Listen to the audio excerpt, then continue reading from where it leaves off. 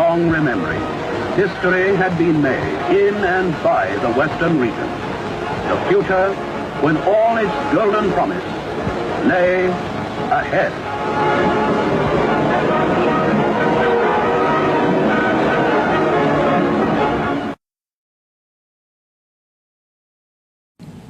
Chief Awolowo played a very important role in the various political processes which brought Nigeria to independence. He was a member of the All Nigeria Conference, which met in Ibadan in 1950, when decisions were taken on the final stages of another constitution. Chief Awolowo attended the constitutional conferences for the review of Nigeria's constitution in 1953, 1954, 1957 and 1958. The welfare of millions of people for generations to come may be affected by the wisdom which we here display.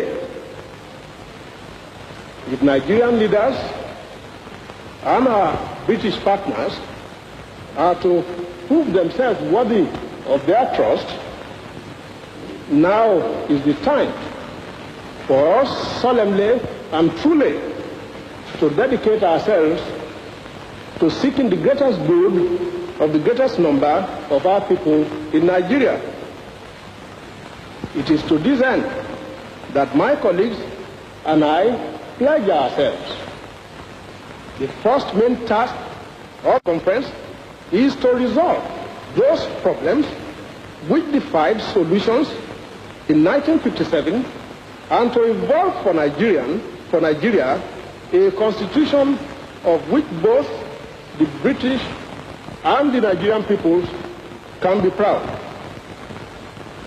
The second is to get Her Majesty's government to agree to April 2nd, 1960 as the target date for Nigeria's independence. Independence for Nigeria in 1960 is imperative. But independence for Nigeria as a corporate entity is not enough. The peoples of Nigeria must at the same time be guaranteed their freedom. We must ensure that in an independent Nigeria, individual citizens throughout the land enjoy liberty, human dignity, and equality under the law. There must be one Nigeria with one constitution and one law for all. Let us therefore, Mr. Chairman, sir, close our ears to the counsel of despair, which says that we cannot here at this conference agree on a constitution.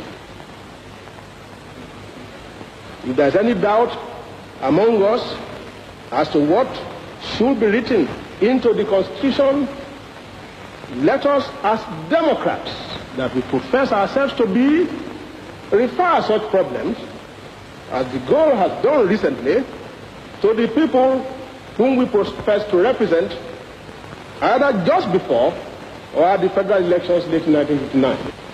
It was at the conference of 1958, held in London, that the then Secretary of State for the Colonies fixed a date for Nigeria's independence in 1960.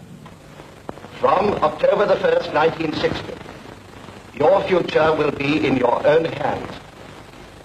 From the bottom of my heart, I congratulate our entire people of Nigeria and the people of Britain for this happy culmination of a political adventure which began in Nigeria less than 100 years ago.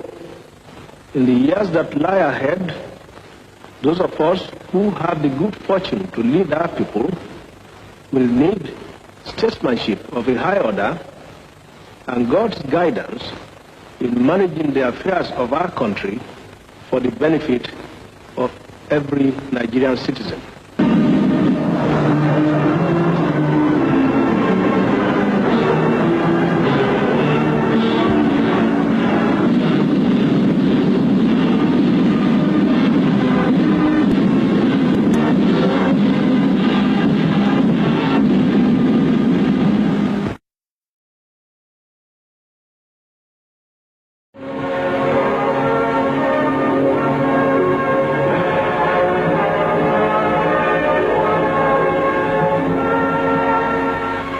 opening of the Western Nigeria television service was a great occasion, not only because it was the first of its kind in the whole of Africa, but also because of the prodigious efforts which had gone into making it possible in so short a space of time, only 3 months.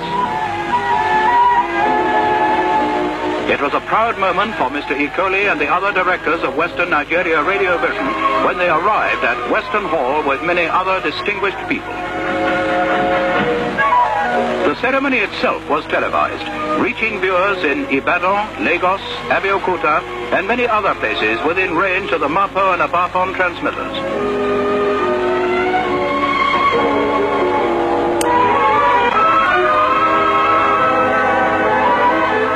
Among the guests on this occasion was His Excellency the Governor of Western Nigeria, Sir John Rankin. Television will bring many benefits to the region. Entertainment will come to outlying areas, and there will be regular schools programs. Sir John was introduced to members of the Radio Vision service, and without doubt he congratulated them on achieving so much so soon. For Chief Anthony Anaharo, who was accompanied by his wife, it was a particularly important occasion, for he includes in his portfolio responsibility for the information service. His Excellency the Governor-General and Lady Robertson also attended this ceremony, which was so full of significance, not only for Nigeria, but for Africa as a whole.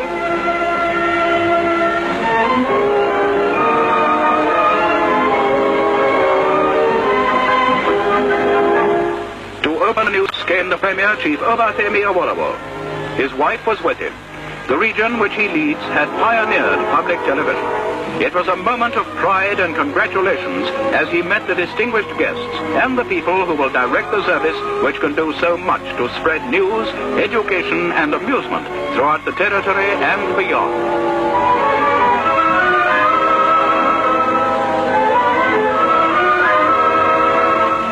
Chief Anaharo opened the proceedings. Your Excellencies, ladies and gentlemen, on behalf of the government of Western Nigeria, I welcome all of you to the official opening of the television service in this region. Today is a great day in the history of this region, and I think also in the history of the development of television and broadcasting services on this continent. And I'd like to thank you all very much for coming here this evening to join us in this official opening. I call on His Excellency the Governor-General, Sir James Robertson, to say the opening remarks.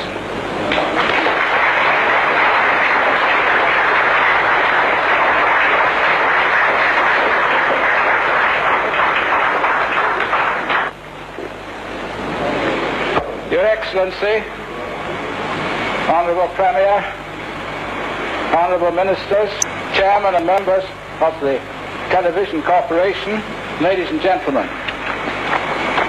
It is a great pleasure to me to be present here this evening at the inaugural ceremony of the Western Region's television service. And I very much appreciate the invitation which the Chairman and Board of Directors of the Western Region of Nigeria's Radio Vision Service have sent me. And I should like to congratulate both the government of the Western Region and the Overseas Rediffusion Company on the enterprise and determination which they have shown in preparing for this ceremony and for the opening of the television service in such record time.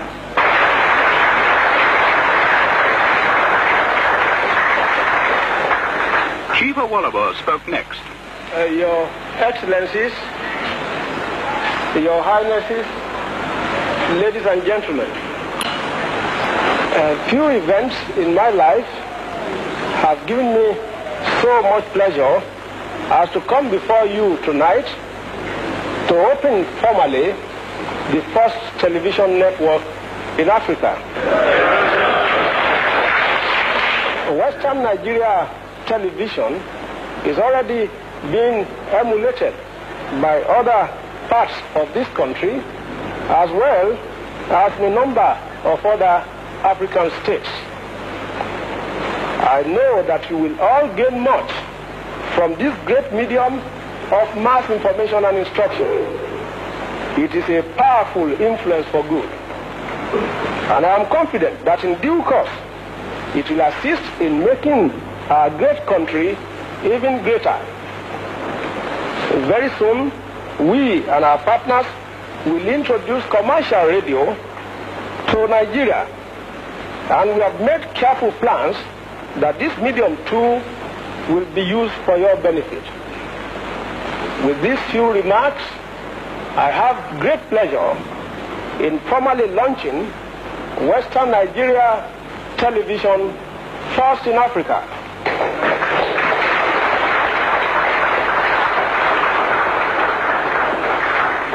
I ask you all to rejoice with my colleagues and me on this memorable occasion and to grasp with both hands the full advantages which this modern miracle offers.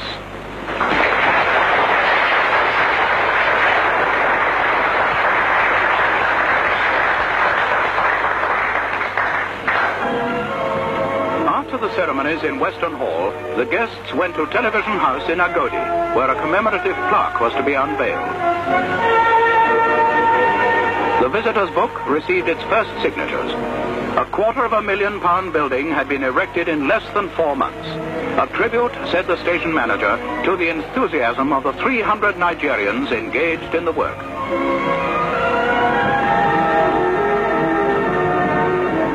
Chief Awolowo made a short speech before unveiling the plaque, which in years to come will be a reminder of a historic occasion.